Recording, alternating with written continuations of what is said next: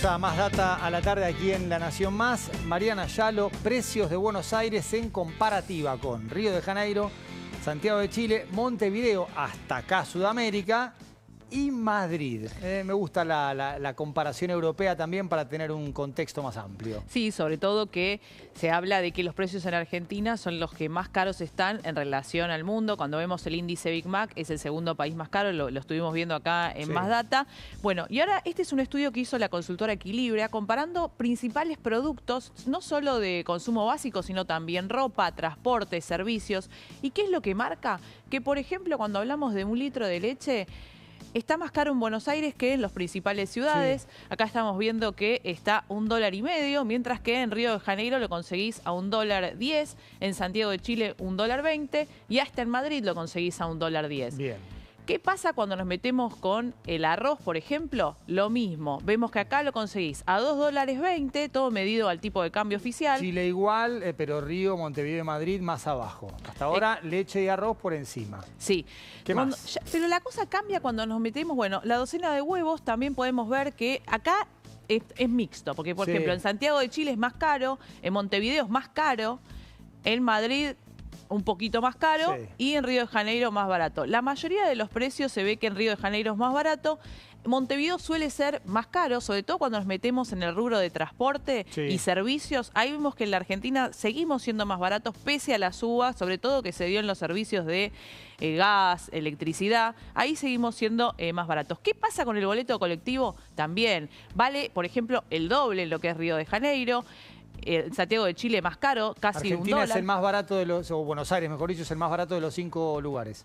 Claro, y en Río de Janeiro y Montevideo vale el doble. Bien. Y cuando nos metemos con Madrid, aún más. ¿Qué pasa cuando nos metemos con otros rubros, servicios de electricidad, servicios básicos? Ahí estamos hablando de electricidad. También lo mismo. Buenos Aires es mucho más barato. Subsidios.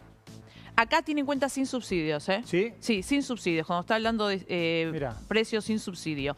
¿Qué sucede en Río de Janeiro? Bueno, estamos hablando de... sí, $100, $100. No hay mucha diferencia, pero después un 50% más arriba Santiago de Chile, más Montevideo y casi el doble, serían 190, el doble 173, un 80% más arriba Madrid. Sí. Algo para aclarar, esto tiene en cuenta el promedio. En algunos casos sí tiene subsidio y en otros casos no tiene subsidio. Porque hay gente que ya está pagando lo que sería el costo pleno. Sobre todo las clases altas. Bien. Y ahora nos metimos con ropa, cuando ahí la situación cambia y ahí es significativamente más elevado el precio en la Argentina. Estamos hablando de un jean de primera marca, pero la misma marca, porque esto es importante. Claro, estamos comparando la misma marca en las diferentes ciudades. Y consulta, porque hay muchos empresarios vinculados con la indumentaria que te dicen, no, el shopping, el valor llave y lo que a mí me cuesta el local. Acá estamos hablando del mismo jean en un shopping de Buenos Aires, un shopping de Río, un shopping de Santiago del Estero, perdón, de Santiago de Chile, Montevideo y Madrid. Exactamente, y estamos hablando de un producto que es importado en todos los lugares, no estamos hablando de producción nacional. Cuesta el doble que Río de Janeiro y el doble de Chile. Y cuesta más caro que en Montevideo y en Madrid. Exactamente. Y acá tiene que ver, como estamos hablando de un producto que es importado, sobre todo en lo que vos decías, los factores del alquiler y sobre todo los impuestos, porque los impuestos también afectan al importado. Los impuestos estamos hablando en la Argentina y hacen que un precio en la Argentina se pague el doble, por ejemplo, que en Río de Janeiro. Y alquiler. Bueno, acá Madrid está muy por encima respecto de los $614 en promedio. Acá estamos hablando de un monoambiente en la zona céntrica. Sin embargo, el monoambiente es más caro en Buenos Aires que en Río de Janeiro, en Santiago de Chile y que en Montevideo, ¿no? Esto es una comparación más bien que es una comparación a grandes rasgos, pero está bueno saber cómo también están los alquileres en relación y que este valor del dólar caro afecta a varios rubros, no solo a lo cuando estamos hablando de indumentaria o productos de consumo básico. Muy bien, muchas gracias, Marian. Vamos a la mesa. Vamos a continuar con este tema con Yanina Lojo, experta en comercio internacional y finanzas. Yanina, un placer. Vamos a arrancar por aquí con el tema de aranceles, importación de calzado, indumentaria, para seguir analizando esto que no tiene una tendencia unívoca al mismo rumbo, sino que una cosa es el servicio público, por ejemplo, un colectivo, el alquiler, 1 litro de leche, arroz. ¿Hay alguna explicación para esto? Bueno, en particular lo que vos mencionabas en el caso de indumentaria y calzado, lo que se ve, comparando lo que estaban mostrando en placa, que era un producto importado. Ahí lo que estamos viendo es claramente la presión, no solo tributaria que tienen las importaciones, sino también todo lo que es la carga arancelaria, ¿sí? Que es lo que se anunció hace ya más de 10 días con un tuit del ministro de Economía, que se reduciría del 35 al 20% el arancel de importación de lo que es indumentaria y calzado. ¿Y esto cómo repercute? Repercute de una manera muy importante, porque sobre lo que es el valor de la mercadería más los derechos, estos que estamos hablando, se calcula la carga tributaria, la carga impositiva. Entonces, pasar de un 35 a un 20% baja automáticamente todo lo que se paga de impuestos. Y para que tengamos una idea, una importación paga un 21% de IVA, un 20% de percepción de IVA. Ingresos brutos va a pagar dependiendo si está adherido o no al convenio, pero más o menos estamos hablando de un 3%. Y después tenemos un anticipo impuesto a las ganancias. La respuesta del otro lado sería, bueno, son impuestos, no son costos, pero ¿qué importador puede tomarse en el mismo giro, en el mismo mes, un 21 y un 20% de IVA? Es prácticamente imposible. El IVA del momento, el 21 probablemente, el 20 le cueste más. Ingresos brutos sí, se lo va a poder tomar en el mismo mes, pero anticipo impuesto a las ganancias hay que esperar un año si importás ahora hasta que te lo puedas tomar. Entonces todo eso va cargando de costo financiero el producto importado. Siempre hablando solamente de producto importado.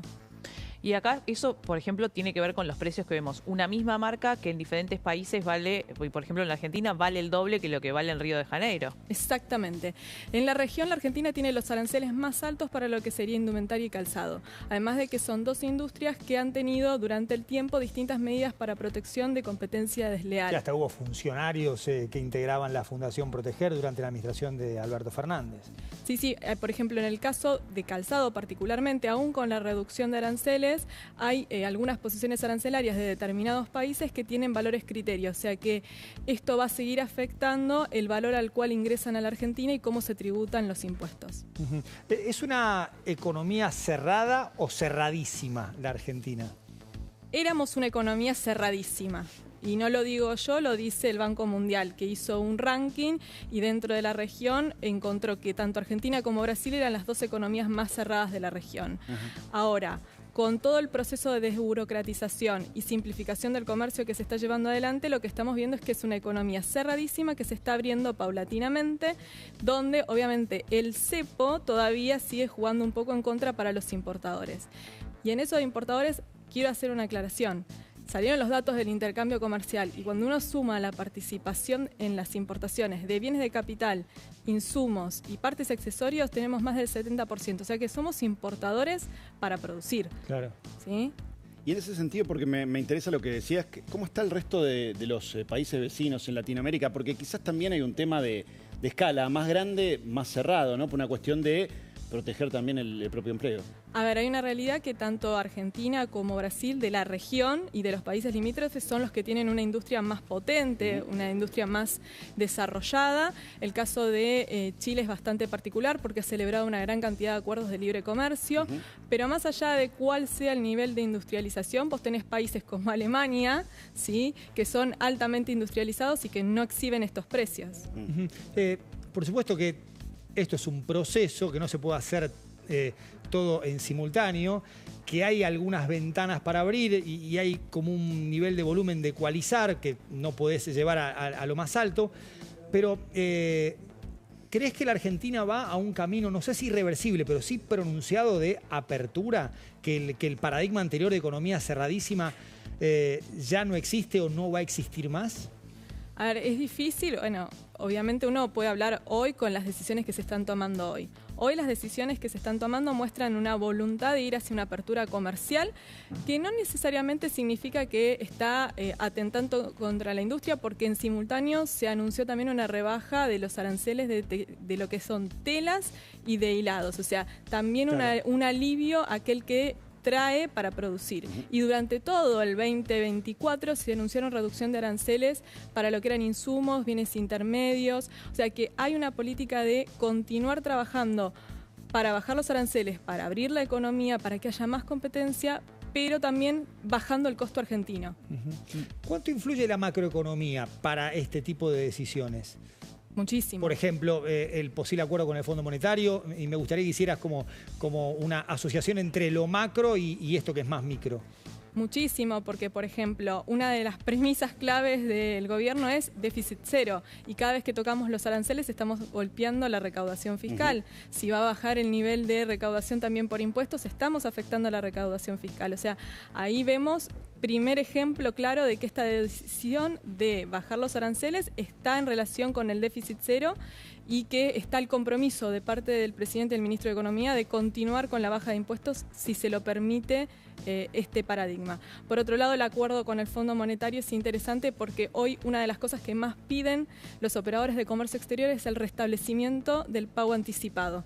¿Sí? Que eso está generando extra costos en las operaciones porque obviamente ningún proveedor te quiere financiar una operación a la Argentina. Claro. Y mientras que no se libere el mercado cambiario, tengamos este cepo, nos cuesta imaginar que va a haber un levantamiento del cepo y el restablecimiento del pago anticipado como lo conocíamos. Se está hablando de la posibilidad de que haya BOPREAL para lo que es el giro de dividendos de las multinacionales que los tienen de alguna forma encepados o atrapados. ¿Cómo lo ves y cómo funcionó para lo que serían las importaciones, ¿no? Bueno, hago dos análisis. Por un lado, en lo que respecta a lo que fue importaciones, tenemos que se emitieron 10.000 millones de dólares en BOPREAL. La deuda acumulada por importaciones de bienes y servicios era de más de 50.000 millones de dólares, que luego que se hizo una limpieza quedaba en 42.000 millones. El último BOPREAL se asignó parte para lo que era el pago de utilidades y dividendos retenidos. Y además se habilitó en su momento, que eso no hay que perder de vista, se habilitó un mecanismo de pago para las pymes que habían declarado deuda inferior a 500.000 millones de dólares. Así que se hace una estimación de que se pudo reducir la deuda a través del BOPREAL en unos 10.000, 12.000 millones de dólares aproximadamente, pero estábamos en 42.000 millones. Hay una cuenta corriente que siempre se mantiene por encima de los 20.000 millones y el resto se fue canalizando a través del mercado financiero, ya sea mediante CCL o otras operaciones que brindó, otras herramientas que brindó el mercado financiero.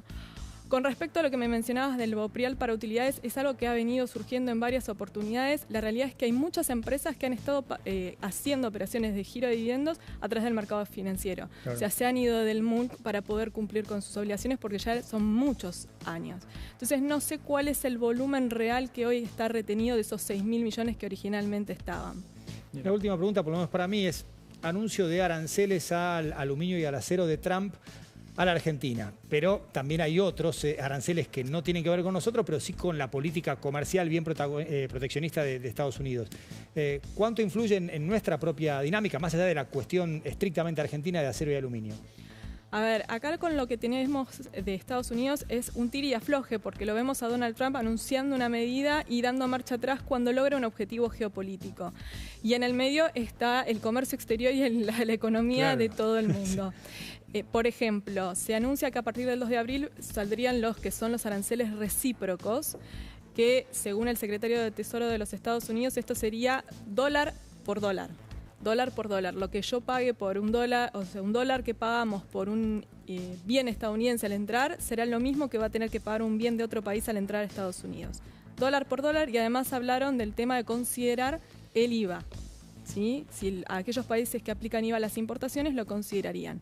Pero también trascendió este fin de semana que no se aplicarían aranceles recíprocos para todos los productos como originalmente se había hablado, sino que se aplicarían excepciones y que se irían anunciando paulatinamente, además de que a cada país le notificarían qué nivel de aranceles y qué medidas pararancelarias se le aplicará. O sea que todavía falta mucho, son pocos días al 2 de abril, pero yo creo que podríamos ver algún tipo de marcha atrás, como ya pasó con México y Canadá, como puede haber pasado con otras medidas. Francia está muy preocupada por ese anuncio que se hizo de imponer un 200% de arancel a lo que es bebidas alcohólicas. Sí, hoy hubo un intercambio telefónico y tuitero entre Macron y Milei. Sí, lo vi. Pero bueno, eso a Francia le provocaría un daño bastante importante porque el destino de sus exportaciones principal para lo que es bebidas alcohólicas es Estados Unidos. Y en lo que es bebidas alcohólicas, Argentina va a competir con Francia. Entonces eso nos afectaría a nosotros, porque ¿a dónde va lo que no podemos colocar en Estados Unidos? Al resto de los mercados. La competencia se vuelve mucho más feroz, mucho más dinámica, entra a competir mucho más el precio, los precios bajan. y vamos a tener que hacer un esfuerzo mayor para vender la misma cantidad o más y peleando dólar por dólar. Janina, muchísimas gracias por haber venido. No, gracias a ustedes, fue un placer. Maxi Sardi, Sí, señor. caso Piscirilo o Pichi.